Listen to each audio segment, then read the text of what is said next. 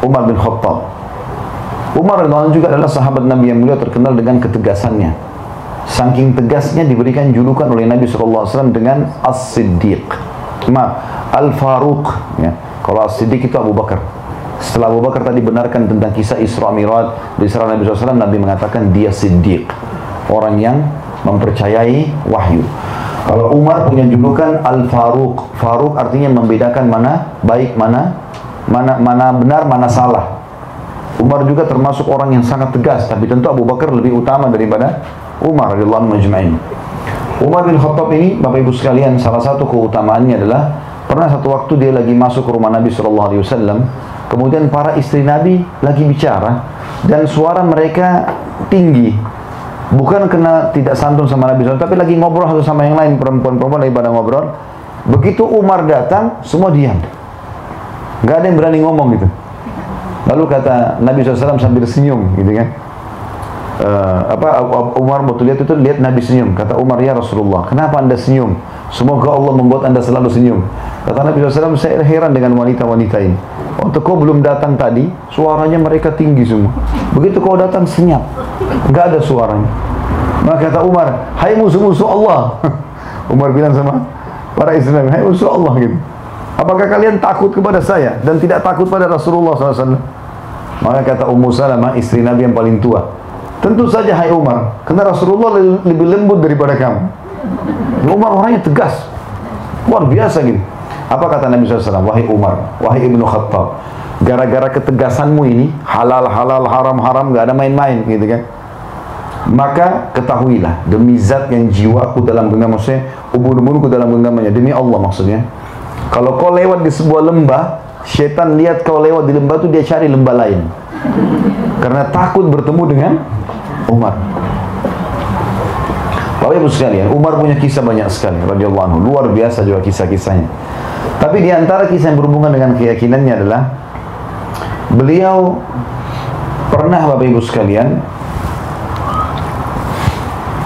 didatangi oleh anaknya, dan anaknya ini berkata kepada ayahnya Umar, anaknya masih kecil kebetulan, ayah, teman-teman saya mengolok-olok saya di zaman khilafahnya beliau karena baju saya sobek, beliin baju baru ayah. Maka kata Umar, baiklah, pergi ke Baitul Mal. Baitul Mal itu kayak tempat penyimpanan pangan dan waktunya harta, makanan, minuman, apa persiapan umat Islam, termasuk harta. Kata Umar, pergilah kepada pamanmu penjaga Baitul Mal, sampaikan salamku dan bilang kalau ayahmu sedang meminta gajinya dimajukan, ambil itu lalu belilah baju gitu ya. Maka anaknya pun pergi ke sana lalu berkata, paman, ada salam, ayahku Amir Mu'minin Umar bin Khattab menitip pesan, katanya kalau bisa gajinya dimajukan, lalu kemudian saya akan ambil untuk beli baju karena teman-teman saya mengolok baju saya sobek. Lalu kata penjaga itu bilang apa? Sampaikan salam kepada ayahmu Amir Mu'minin, bilang, apakah ada jaminan bahwasanya ayahmu masih bisa hidup sampai akhir bulan sehingga dia bisa bayar itu? Sekarang belum selesai, belum tanggal terima gajinya. Oh, dia ambil sekarang, apa ada jaminan dia bisa hidup sampai akhir bulan nanti? Maka anaknya dengan polos pulang, wahai ayahku, pamanku penjaga Baitul Mal bilang, sampaikan kepada ayahmu salam dan bilang, katakan apakah masih ada jaminan engkau akan hidup sampai akhir bulan? Maka tiba-tiba Umar bin Khattab menangis terisak-isak gitu kan, sambil mengatakan, pamanmu benar, gitu kan. Tidak ada yang bisa menjamin Umar hidup sampai akhir bulan. Apa yang mendorong seperti ini, Bapak Ibu sekalian? Kenapa Umar seperti ini? Padahal dia raja, dia bisa suruh ambil gaji, bahkan bisa utang gitu kan. Tapi subhanallah, kuasa Allah SWT. Kisah yang lain, Bapak Ibu sekalian, Umar bin Khattab radhiyallahu anhu ini pernah satu waktu mengirim surat kepada Raja Romawi untuk mengajak masuk Islam. Rupanya Raja Romawi ini masih berpikir, dan dia kalau menawarkan Islam, kalau mereka tolak maka mereka bayar upeti, namanya jizyah dalam Al-Quran. Maka raja ini berpikir upeti aja, mereka juga tidak mau berperang dengan muslimin. Itu salah satu orang perdana menterinya raja ini yang membawa sekitar 3.000 prajurit, diikuti dengan banyak sekali peti-peti emas untuk dibayar kepada Umar, gitu kan. Masuklah ke Madinah prajurit-prajurit Romawi ini. Begitu masuk itu gerbang Madinah, tentu banyak peti-peti emas dijaga oleh pengawal-pengawal. Maka lewat seorang muslim penduduk Madinah, lalu kata Perdana Menteri Romawi ini, "Hai muslim," berhenti dia. "Saya mau tanya, di mana istanahnya Raja Agung Umar?" Si muslim ini diam, lalu dia bilang, "Istana? Kalau yang Anda tanyakan rumahnya Amir Mu'minin, saya tahu. Istana tidak ada di Madinah, istana. Kalau rumahnya lurus saja, nanti belok kanan." Lalu orang muslim ini pergi. Kata si Perdana Menteri ini, "Belum pernah saya temukan ada orang tahu ini peti emas, lalu tidak minta duit. Baru pertama kali dia lihat ada ini. Ini tentu sifatnya orang muslim, bukan mengemis dan minta-minta, gitu kan. Dia bilang, kalau kami sudah siapkan satu peti khusus untuk bagi-bagi duit. Kalau misalnya ada orang minta-minta, gitu kan, dikasih. Jadi ini orang tidak minta, sudah jadi tanda tanya buat dia. Kenapa orang ini? Orang kaya raya kah? Tapi kalau kaya raya tidak mungkin jalan kaki, gitu kan. Dia jalan terus sampai di ujung, dia belok kanan jalan Madinah. Rumah semua sama waktu itu. Kotak saja, satu pintu, dua jendela. Kalau dua lantai tinggal tambah dua jendela di atas. Itu rumah paling besar. Dia jalan-jalan, tidak ada penduduk Madinah juga kosong, nggak ada penjaga-penjaga. Sampai dia ketemu sama satu muslim, ada lagi situ muslim penduduk Madinah lagi duduk di bawah pohon. Lalu dia bilang, "Hai muslim." Berdirilah orang itu.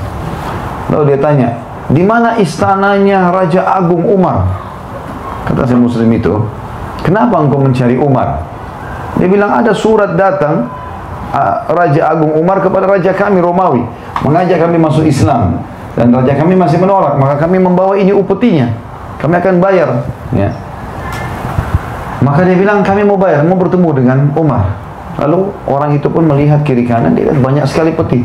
Dia mengatakan, "Bagaimana ini orang lagi bicara sementara dia di bawah, Perdana Menteri di atas kuda, ya." Kata orang itu, "Bagaimana kalau yang di depanmu ini Umar?" Maka orang itu bingung, "Apakah Anda betul Umar?"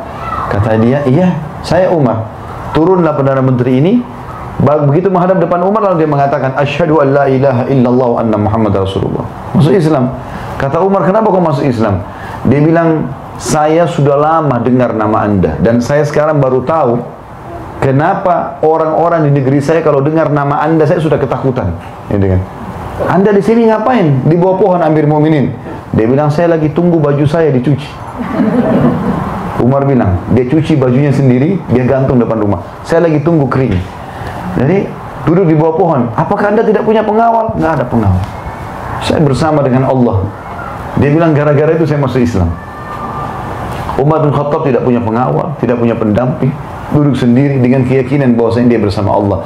Dan di zaman beliau, ya, itu Islam sudah menguasai setengah dunia.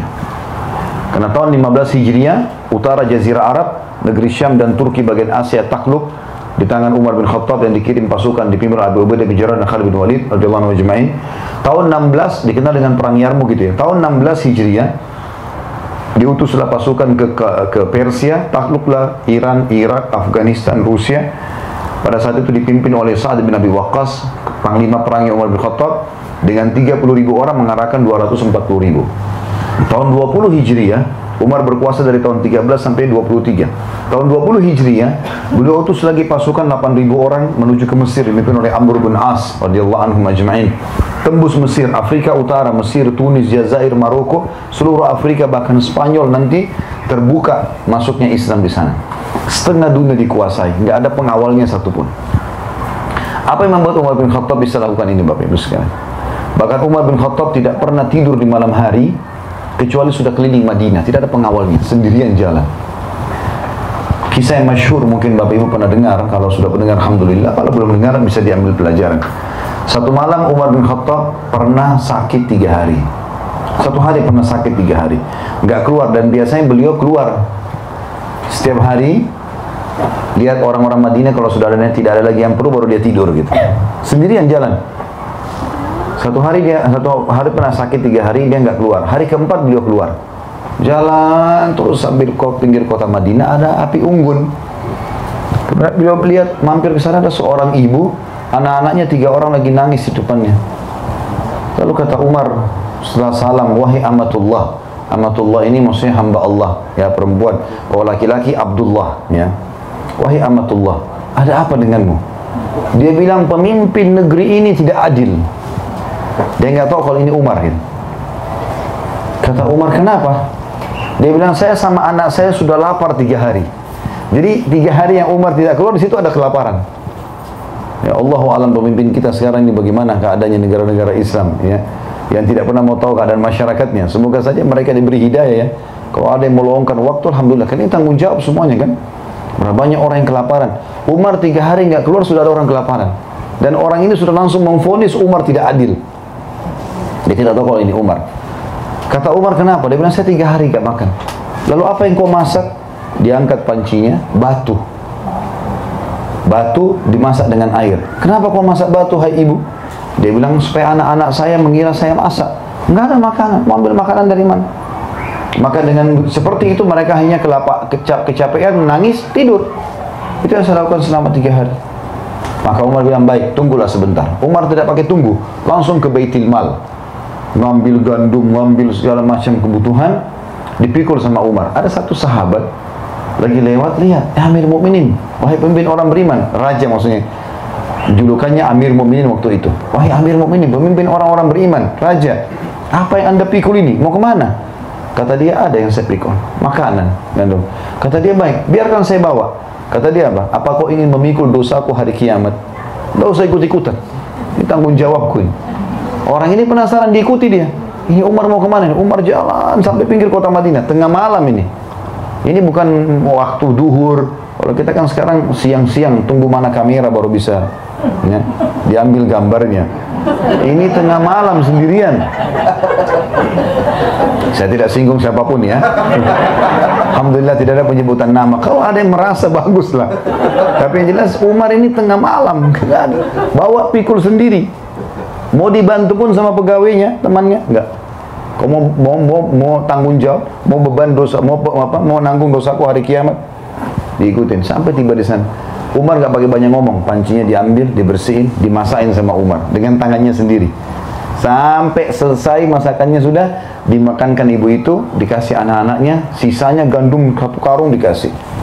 Kata ibu itu, kalau seandainya Umar seperti kamu, enggak ada orang yang kelaparan. Maka orang yang sedang sama Umar datang, hai ibu, tahu siapa orang ini? Enggak, saya enggak tahu. Itu Amir Mukminin Umar.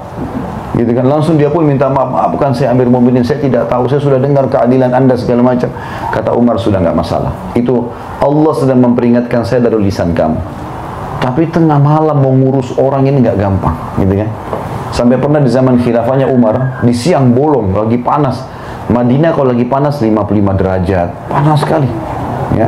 Sampai bibir pecah-pecah, telapak kaki kita pecah karena panasnya biasa, ya. Kami pernah hidup 7 tahun di sana. Utsman dan Ali radhiyallahu anhum, 2 anak mantu Nabi SAW di zaman kerajaan Umar, pernah siang hari lagi makan siang sama-sama.